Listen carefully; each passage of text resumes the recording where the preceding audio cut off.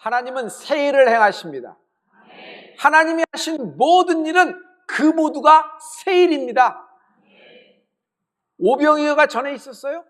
죽은 나사로가 살아온 모두 새 일입니다. 모든 응답과 이적과 기사와 표적, 여러분 하나님의 새 일이 임하는 축복이 있을지어다. 젊은 날에 여러분 물려받은 것도 있으면 너무 감사한데 빚이 대물림된 거예요. 그냥 이제 청년으로 살아볼까 했는데 그냥 부모님의 영향으로 신용불량자가 되어버렸어요. 자기 이름 한 번 제대로 써보지도 못하고 그렇게 돼버린 겁니다. 어떡합니까? 그냥 모든 것이 그냥 마이너스에서 시작하니까 이 청년이 살 소망이 없는 겁니다. 그런데 예수님을 부른 거예요. 예수님께 매달린 거예요. 그리고 말씀을 믿은 거예요. 그랬더니 하나님이 그에게 새 길을 열어주셨습니다. 여러분, 어떤 막다른 길, 어떤 불가능한 상황에서 환경과 상황과 조건에 절대로 휘둘리지 말아야 돼요. 여러분, 이것이 회복이라는 것이 있어요. 자기의 노력으로, 자기의 힘으로 회복되는 것이 아니라 성령의 회복의 역사가 있을 축복이 있을지어다. 애굽살이는 종살이입니다. 매일 자고 일어나면 같은 신분의 노예일 뿐 바뀌어지는 것이 하나도 없어요. 새 소식은 하루도 들리는 것이 없는 것이 이들의 인생이고 신분인 것입니다. 그런데 이스라엘 백성을 위하여 하나님이 새 일을 행하십니다. 400년 동안 종으로서 뿌리내려 살던 애굽에서 300만 명이 출애굽되는 사건이 생기는 것입니다. 그러나 홍해 앞에 가로막혔어요. 길이 끊어진 것입니다. 여기서 하나님은 바다를 열고 새 길을 여시는 분이십니다. 하나님의 새 일이에요. 하나님이 새 일을 행하시면 회복된다. 여러분, 인생에서 회복이란 건 굉장히 중요합니다. 어느 정도까지 회복을 생각하나요? 여러분, 언제나 여러분의 상상과 여러분의 생각을 더 축복으로 역사하시는 하나님의 생각, 하나님의 마음을 품는 여러분 되길 예수님으로 축원합니다. 하나님은요, 무한대에 계신 분이에요. 우리는 유한한 존재입니다. 우리가 하나님의 축복을 받으면요, 하나님의 그 사랑의 말씀이 나를 향하고 있는데 오늘 하나님이 나에게 새 일을 행하사 당신이 회복됩니다. 여러분, 회복된다 딱 잡아보실래요? 제가 어떤 얘기를 하는지, 새 일을 행하사 회복된다. 새 역사로 회복된다. 새 길이 열리사 회복된다. 회복되는 축복이 있을지어다. 이것은요, 애굽의 바로도 이스라엘 12지파도 전에는 듣지도 보지도 못한 하나님의 새 일이 일어난 겁니다. 저절로 생긴가요? 그냥 우연히 맞아졌어요? 진화돼서 이런 일이 생겼을까요? 아니에요. 하나님이 새 일을 시작하신 것입니다. 여러분 안에 하나님이 소원을 두시고 새 일을 시작하실 것이다. 하나님이 여러분의 영혼에 불을 당겨주시기를 축복합니다. 이스라엘 12지파 모든 영혼의 스위치가 켜지는 겁니다. 저는 자전거 타는 걸 좋아합니다. 여기서 한강변을 쭉 따라가면은 여의도 정도 찍고 오는 것이 저의 루틴이에요. 그런데 한 30분, 35분까지는 저는 힘이 들어요. 발도 힘들고 호흡도 힘들어요. 그리고 자전거도 이렇게 쭉 안정성이 가는 것이 아니라 좀 뒤뚱뒤뚱 막 그래요. 그런데 어느 순간 그 30분이 지나면요, 호흡도 일정하게 돼요. 그리고 중심을 잡는데 아주 정속주행으로 똑바로 잘 흔들리지 않고 가는 것을 볼 수 있어요. 저 마음속에서 뭔가 스위치가 켜지는 느낌을 받거든요. 사랑하는 성도 여러분, 영혼의 스위치가 있어요. 자동차를 운전합니다. 평상시 로컬과 프리웨이, 고속도로 지나갈 때는 그렇게 운전하시면 됩니다. 그러나 전문적인 레이싱 트랙에 들어갔습니다. 비행기가 마을을 돌파할 때 뻥 하고 돌파하잖아요. 그와 똑같이 터보 스위치가 있는 거예요. 여러분, 한번 전속력으로 될 때는, 여러분 어느 순간에서 터보 스위치를 누를 때는요, 아메리카노 마시면서 내가 좋아하는 스테레오로 음악을 들으면서 한 손은 팔걸이에 놓고 좌석은 뒤로 릴렉스 반쯤 누운 채 이렇게 선글라스 끼고 여러분 그렇게 주행 못합니다. 모든 것을 다 꺼버려야 됩니다. 스테레오도 끄고 에어컨디셔너도 끄고 모든 음악 소리도 끄고 모든 것을 다 끊고 여러분 핸들을 곧 잡아야 돼요. 그리고 자기 자세, 시트 자세하고 여러분 트윈벨트를 딱 하고 헬멧도 써야 됩니다. 오직 시선은 전방을 주시하고 모든 긴장을 하는 것에 전방의 안전이 확보되는 순간, 결정적인 순간에 터보 스위치를 딱 누르면 여러분 팍 하고 튀어나가서 통과하는 것을 볼 수 있어요. 여러분의 지금 갖고 있는 상황과 조건, 어떤 불가능한 벽에 도착했을 때 여러분 거기가 일기장의 마지막 장이라고 생각하면 안 됩니다. 여러분 여기야말로 여러분의 영혼에 스위치가 켜지는 축복이 있을지어다 돌파될 수 있어요. 여러분 평상시의 기도력으로 안 되는 부분이 있어요. 베이스는 평상시의 기도력입니다. 그러나 그 평상시 기도력은 안 되는 부분이 있어요. 그때는 영혼의 스위치, 잠자는 영혼이 깨어나는 은혜가 있을지어다. 오늘 삭개오의 이야기인데 삭개오의 영혼의 스위치가 켜진 거예요. 삭개오는 예수님을 만납니다. 그래서 예수님을 만날 때 그 예수님이 이제 여리고성을 지나갈 때 뽕나무에 올라갔어요. 그의 영혼의 스위치가 켜지는 순간이에요. 평상시에 뽕나무를 자주 올라갔기 때문에 올라갔을까요? 그렇진 않을 겁니다. 예수님께 눈을 띄우고자, 예수님을 바라보고자 올라간 거예요. 그 소원 하나 가지고 올라간 거예요. 상황과 조건이면 유별나고 특유해서 그거 올라가면 놀림거리 되는 겁니다. 키 작은 삭개오가 가뜩이나 그런 인물이었는데, 그런데 삭개오는 마다하지 않고 담대함으로 올라가는 겁니다. 저는 이게 삭개오의 기도력으로 봅니다. 너무 감사해서 예수님이 자기 이름을 불러준 걸 너무 감사해서 자기의 소유의 절반을 가난한 자를 위해 쓰겠습니다. 만일 자기가 도적질하고 훔치고 몰래 빼돌린 것이 있다면 4배나 갚겠나이다 라는 고백까지 합니다. 삭개오는요 예수님 만나서 재산상으로는 거들이 난 겁니다. 그의 당시에 하는 일이 여러분 이스라엘 백성과 로마 사이에서 여러분 그런 일을 했기 때문에 거의 토생한 것 전부 전체가 다 그렇지 않을까요? 이스라엘 백성이 그를 위해서 이를 갈고 있었을 겁니다. 그런데 그런 고백을 하다니. 그런데 사람들이 삭개오를 보는 눈하고 예수님이 그에게 보는 눈하고 시각이 완전히 다름을 이 말씀에서 볼 수 있어요. 누가복음 19장 7절과 9절의 말씀입니다. 이 말씀을 다 같이 뭇 사람이 보고 수근거려 이르되 저가 죄인의 집에 유하러 들어갔도다 하더라. 예수께서 이르시되 오늘 구원이 이 집에 이르렀으니 이 사람도 아브라함의 자손이미로다. 사람들은 죄인이라고 얘기해요. 저 죄인의 집에 들어가네. 삭개오의 집에 들어가네. 삭개오 이름 부르지 않아요. 죄인이라고 얘기해요.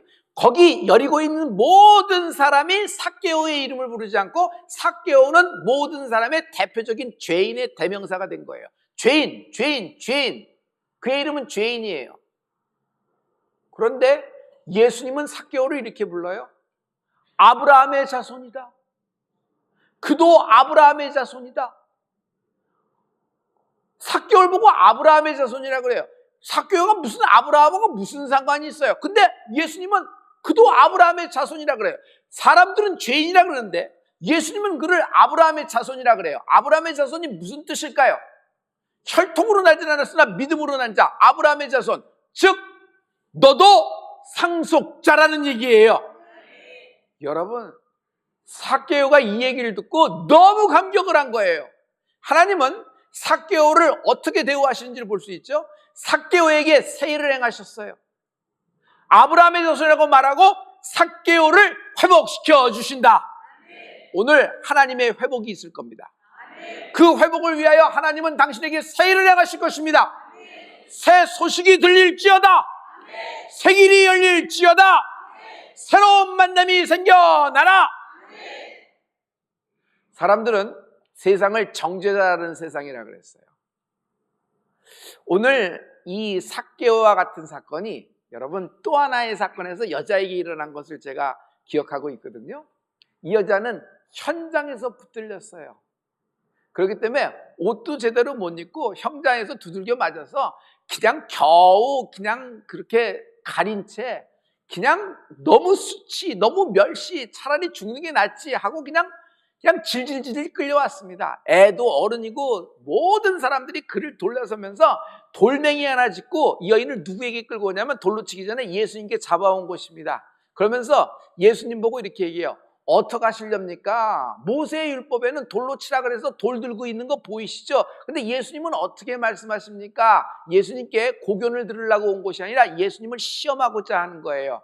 그런데 예수님은 그 난처한 사건 속에서 갑자기 손가락으로 땅 위에 글씨를 쓰십니다. 쫙 하고 쓰십니다. 요한복음 8장 8절과 11절의 말씀이에요. 우리 이 말씀을 다 같이 다시 몸을 굽혀 손가락으로 땅에 쓰시니 대답하되 주여 없나이다. 예수께서 이르시되 나도 너를 정죄하지 아니하노니 가서 다시는 죄를 범하지 말라 하시니라. 땅에 손으로 글씨를 쓰시면서 이 여인에게 말합니다. 내가 너를 정죄하지 않는다. 나도 너를 정죄하지 않는다. 라는 말씀을 하세요. 여러분, 땅 위에 예수님이 이 글을 쓰신 건요, 처음 있는 일이에요. 베드로 수제자를 위해서도 땅에 글을 쓰신 적이 없어요.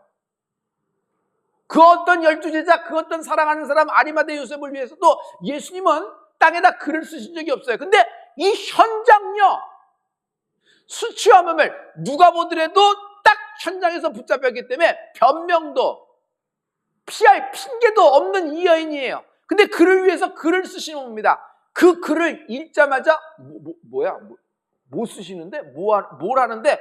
보자마자 그걸 딱 보더니 아, 끝났다 생각하고 자기의 손에 쥐고 있는 돌, 낫, 몽둥이, 망치, 그리고 어떤 이렇게 채찍, 어떤 칼, 이런 것들 모든 걸 이 여인을 죽이기 위해서 잡아둔 모든 준비된 모든 것들을 가지고 다 내려놓습니다. 그 여인 옆에. 그리고 뿔뿔이 흩어져서 자기 집으로 돌아가는 것이에요. 사랑하는 성도 여러분, 성경에는 이 여인을 위해서 예수님이 쓴 글의 내용은 적혀 있지 않습니다. 그러나 우리가 한번 생각해 보면 어떨까요? 뭐라고 쓰셨을까요? 예수님이 땅에다 손으로 뭐라고 직접 쓰셨을까요?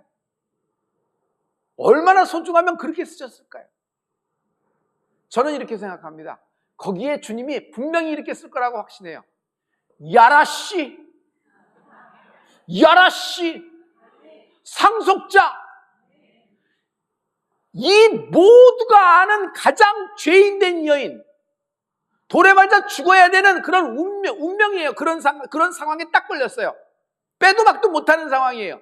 모두가 죄인이라고 여기는 그런 여인이에요. 율법에도 돌로 치라 그랬어요. 그런데 주님은 그 죄인된 현장료를 더하여서 뭐라고 말씀하시면 야라씨, 이도 상속자다. 예수님이 현장의 여인을 지켜주십니다. 사람들은 깜짝 놀라요. 수천 년간 율법 아래서 살고 있던 자기들, 그래서 돌로 죽여야 되는 그 여인을 위하여 주님이 복음을 선포하는 것이에요. 여러분, 복음을 쉽게 뭐라 그러죠? 예수님이 날 지키러 오신 분이다. 예수님은 이 땅에 오셨습니다. 나를 구원하러 오셨습니다. 날 지키러 오신 분이십니다. 마귀에게 속았습니다. 세상에게 휘둘리고 마귀에게 속았기 때문에 불안하고 두려움에 떨고 있는 나를 지키러 오신 분이 예수님이십니다. 나의 불신앙과 믿어지지 않는 의심, 그리고 나의 불순종, 나의 교만, 거들먹거리는 것, 조그만다고 오만한 모든 것, 나의 죄, 이것 때문에 멸망받아야 되고 지옥으로 갈 수밖에 없는 나를 위하여 예수님이 날 지키러 오신 것입니다. 사랑하는 성도 여러분, 여러분 흘러 떠내려가지 않아요. 여러분, 지금 맞닥뜨린 문제에서 여러분 절대로 망하지 않아요.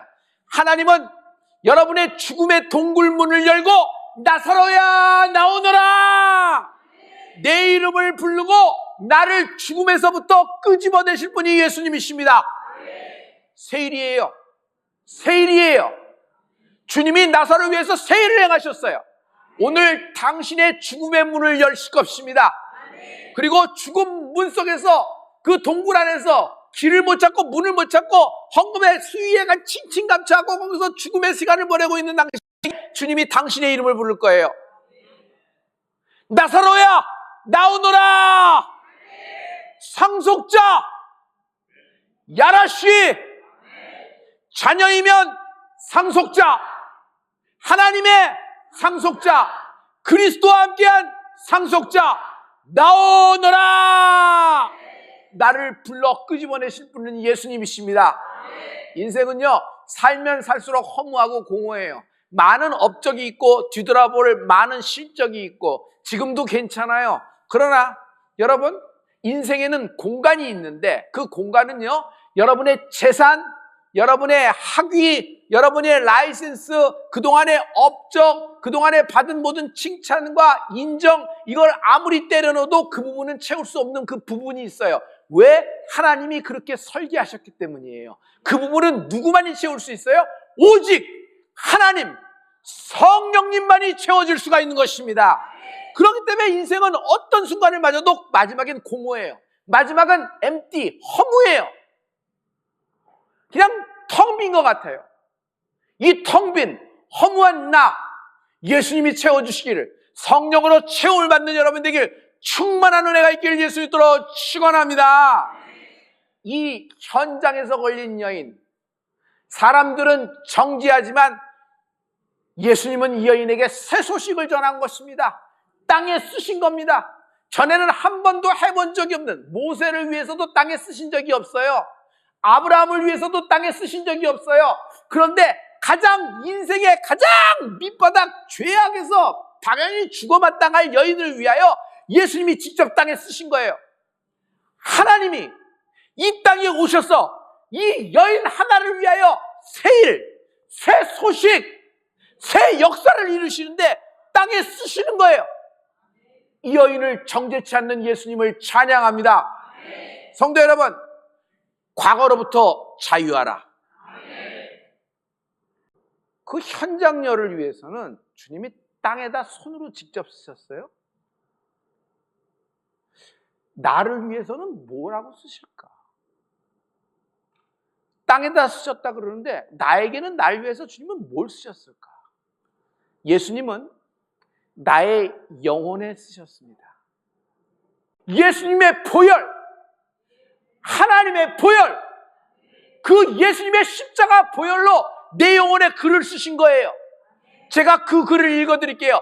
야라씨, 너도 야라씨다.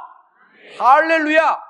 이 글의 내용이 로마서 8장 17절에 있습니다. 우리 이 말씀을 다 같이 한번 선포하겠습니다. 로마서 8장 17절 다 같이. 자녀이면 또한 상속자 곧 하나님의 상속자요 그리스도와 함께한 상속자니 우리가 그와 함께 영광을 받기 위하여 고난도 함께 받아야 할 것이니라. 여러분 한번 도와주실래요? 야라시라고 해주세요. 자녀이면 하나님의 그리스도와 함께한 야라시. 아, 예수님이 우리하고 함께 하신다는 얘기지, 이렇게 듣는데 여러분, 원문도 또 NIV 영어 성경을 보면 더 정확하게 알 수 있어요. 거기 성경을 보면 co-heir라고 써 있어요. co-heir. 여러분, 이건 뭐냐 하면은 공동상속인이라는 얘기예요. 내가 누구하고 공동상속인이에요? 예수님과 공동상속인이에요. 할렐루야. 이름은요, 내 이름이 누구의 이름하고 붙어 있느냐가 관건이에요. 여기가 키예요. 내 이름이 못 쓸 사람하고 붙어 있어요. 그때부터 엉긴 거예요. 그렇게 잘 나가다가 어떻게 그래? 그냥 홀린 거예요. 갑자기 그 이름하고 붙어버렸어요. 아니, 난 서류 한 장 줬는데 무슨 얘기하지 마요. 그게 서류가 아니에요. 인감이 넘어간 거지. 그 인감이 왜? 내 이름이 있잖아요. 내 이름. 그래서 내 이름이 누구의 이름하고 붙느냐가 여러분 인생에서 가장 중요한 킥이 되는 거예요. 그래서 성도 여러분, 만남의 축복이 있을지어다. 할렐루야. 그런데 예수님과 함께한 상속자, 이 말은 뭐냐면 예수님의 공동상속인, co-heir가 됐다는 거예요. 공동상속인. 내 이름은 예수님과 붙어버린 거예요. 여러분 한 번만 크게 한번 써봐요. 나는 공동상속인이다. 시작. 공동상속인에게는 권리가 있어요. Right. 상속이 계시된 때 상속에 그 권리가 있어요. 계시 시점부터. 그리고 자기의 그 어떤 지분이라는 것이 있고 영역이라는 것이 있어요. 그러나 상속인에게는 권리만 있는 것이 아니라 duty, 책임도 있다. 책임도 있다. Great power comes great responsibility. 제가 좋아하는 영화 스파이더맨에서 나오는 이야기인데요. 위대한 그 힘이라고 하는 것, 위대한 권력이라는 것은 정말 위대한 책임감에서부터 나온 것이다라는 얘기 있어요. 여러분, 상속인은 여러분 책임이라는 것도 있어요. 무슨 책임? 지킬 책임이 있다. 재산을 지키라는 거지, 땅을 지키라는 거지, 망하지 말라는 얘기지. 아니에요. 여러분, 뭘 지킬 책임이 있어요? 아버지와 어머니를 지킬 책임이 있는 거예요. 누구로부터? 형 에서로부터. 그리고 솔직히 얘기해서 야곱은 형 에서도 지킬 책임이 있는 거예요. 그냥 내버려두면 형 에서가 자기를 죽이는 거예요. 그러면 형제간에 똑같이 가인과 아벨이 똑같이 립빗대는 저주가 계속되잖아요. 그러니 여러분, 자기 아버지, 자기 어머니, 그 영적인 상속을 주는 그런 것을 지키는 은혜가 있을지어다. 사랑하는 성도 여러분, 하나님이 우리에게 야라씨, 하나님의 상속자라고 우리를 불러주셨습니다. 그냥 그 정도로 우리를 위한다는 느낌을 주기 위해서 단어를 쓰신 것이 아니라 실제 우리를 상속인으로 처리할 때는 하늘나라의 등기가 되었다. 여러분, 이사라고 많이 얘기하죠. 사장님이라고 많이 얘기하는데 어떤 이사라고 얘기할 때 뭐 사내이사도 있고 사회이사도 있는데 이름만 이사예요. 불러주는 호칭만 이사예요. 그 사람 기분 좋으라고 그렇게 얘기하는 거예요. 그런데 등지된 이사는 같아요? 달라요? 달라요. 그는 의결권을 갖고 있어요. 그는 자기 몫이 있단 말이에요. 이런 거랑 똑같은 거예요. 여러분, 우리는 하늘나라에 등기되었어요. 그 얘기는 뭐냐면 하늘나라에 10거울의 권세가 나를 위하여 충성하는 하나님의 자녀들에게 하나님이 예비하실 줄 믿습니다. 하나님은 기억하시고 기록하시고 갚아주는 분이십니다. 할렐루야! 할렐루야! 우리가 야라씨의 위를 얻음이 이때를 위함이 아니뇨. 여러분, 우리가 기도할 때 대한민국에 하나님은 새 일을 행하실 것입니다. 새 역사를 이루실 것입니다. 새 소식을 들려주실 것입니다. 대한민국이 회복될 것입니다. 이렇게 찢어지고 난파되고 상처투성이 피투성이 된 채로 우리가 우리 다음 세대에게 대한민국을 상속하는 것이 아니라 영적 이스라엘, 마지막에 하나님을 나라를 위하여 예비된 나라 영적 이스라엘 대한민국을 상속하는 축복이 있을지어다. 여러분, 이 여인은 자기 이름이 살아남으로 말미암아 명예가 회복돼요. 과거로부터 단절돼요. 성도 여러분, 회복에는 질병으로부터의 회복도 있어요. 나는 반드시 하나님의 회복이 일어나게 될 줄 믿습니다. 오늘 여러분의 모든 떨어졌던 이름이 여러분 땅에서부터 솟아나기 시작할 거예요. 비상하게 될 것이다. 급하고 강한 성령의 바람이 부는 역사가 있을지어다. 성령의 인도함을 받아 따라가는 길이 새 길이요, 성령으로 받은 것이 새 것이고 성령에 의하여 인도되어 맡은 것이 새 일이 된다. 하나님이 나를 위하여 새 일을 행하실 것이다. 회복된다. 반드시 회복된다.